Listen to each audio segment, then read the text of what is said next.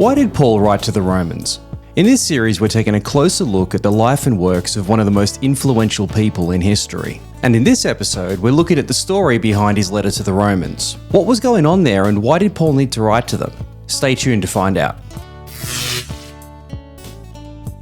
What I want to do with this video is just to give you a brief introduction to the letter to the Romans. I want to look at the background to the letter and just answer the question of why Paul had to write it in the first place. And so hopefully give you a starting point, a basis on which you can then go and read the letter for yourself. The first question that we have to ask then is, who were the Romans? Now, unlike Corinthians or Philippians, the churches that Paul planted, and we see him plant these churches throughout the book of Acts, Romans was not a church that Paul planted. In fact, we don't really know where it came from. It just seems to turn up when Paul is writing a letter to them. But we get a clue as to maybe the early origins of this church, and we read about this in Acts chapter 2. In Jerusalem, there were Parthians and Medes, Elamites and residents of Mesopotamia, Judea and Cappadocia, Pontus and Asia, Phrygia and Pamphylia, Egypt and the parts of Libya belonging to Cyrene, and visitors from Rome, both Jews and proselytes.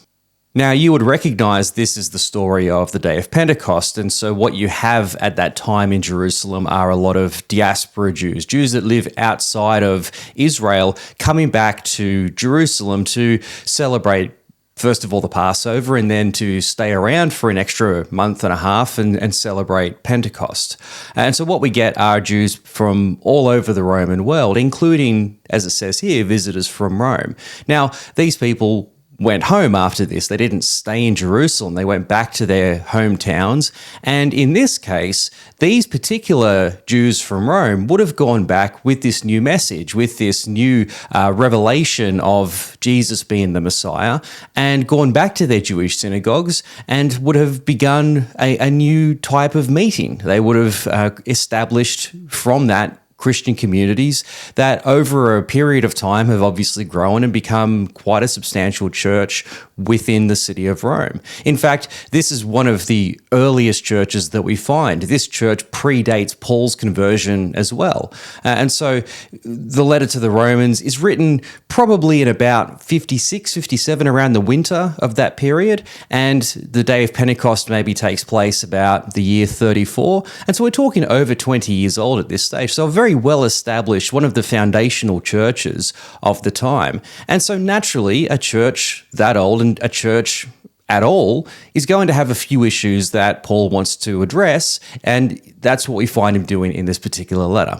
So one of the key things to keep in mind when we're reading Romans is to remember that it's not one of Paul's churches, and so he has to tread a bit lightly in the pastoral advice that he gives. It's not like his church in Corinth, where that was his church and he was their father and so was able to speak to a lot of issues that were going on. But there is one issue of division that is taking place in the church in Rome, and where this stems from actually goes back to the year 49. So in that year, the Emperor Claudius had driven all the Jews out of Rome, and with that, the Christian Jews.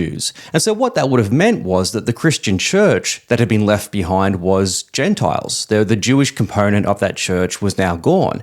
And so this expulsion lasted for the next 5 years. The Emperor Claudius died in the year 54, and so all of his previous decisions were rescinded, including the decision to kick out the Jews. And so the Jews would have been returning back to Rome now and coming back into a church that was very different. It had been about 5 years, and the Gentiles had been running the church, and they would have been bringing about some of their own cultural flavors, and particularly around the area of food. One of the big disagreements with Jews and Gentiles, of course, was what you eat. And to do church was to do a meal, and so that could cause tensions when you've got Gentiles and Jews who are very opposed in what is right to eat and what is not right, but they would have found some sort of compromise when they met together. But now that the Jews are gone, the Gentiles would be eating whatever they feel like because they don't have to worry about offending the Jews on the other side of the table. Well, now that the Jews have come back, we're going to have some of these tensions re-emerging. They're coming in and saying, well, let's go back to the way things were. And say, well, you guys have been gone for 5 years, things have changed, and now you've got to get with the program, or maybe something to that effect. But at any rate, what seems to be happening are some divisions within the community between the Jews and the Gentiles, and this is causing trouble, especially when you consider where these troubles are taking place. So the letter to the Romans is, of course, written to Rome. And there's a very important person who lives in the city of Rome, and that is, of course, the emperor. And the emperor is a very powerful person. He is the king of the world. And so whatever impression he has of Christians will be based on whatever impression he has from the Christians within Rome. Now, he's already kicked out the Jews for being divisive and for being argumentative. If now he sees that the Christian community is doing the same thing, what sort of impact is that going to have on Christians throughout the empire? Because whatever opinion the emperor has about a particular topic is the opinion that is going to be shared by the emperor, by the rest of the empire.